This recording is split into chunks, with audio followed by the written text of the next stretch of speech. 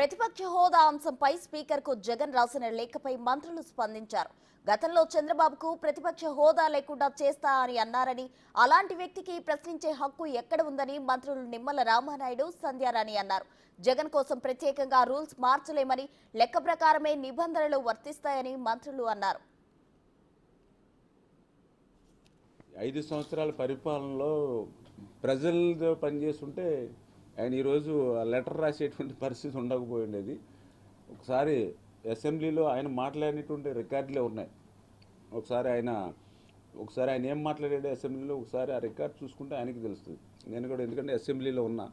ఒకసారి ఆయన మాట్లాడుతూ, చంద్రబాబు నీకు 23 మంది ఉన్నారు, ఒక 5 ఎమ్మెల్యేని నేను తీసుకుంటే నీకు 17, 18 వచ్చేస్తే నీకు ఆ ప్రతిపక్ష హోదా కూడా నీకు మిగలదు నేను తలుచుకుంటే అన్నాడు.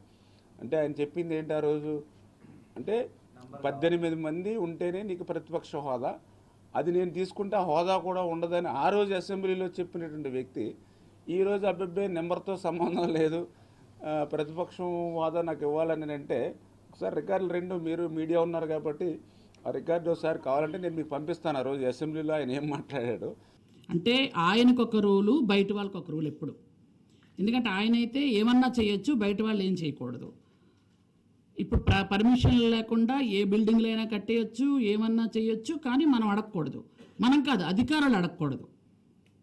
ఈరోజు ప్రతిపక్ష హోదా లేదు, 11 సీట్లు. 11 సీట్లకి ఏం చేయాలో, ఎలాగివ్వాలో సెక్యూరిటీ అలాగే గవర్నమెంట్ ఇస్తారు.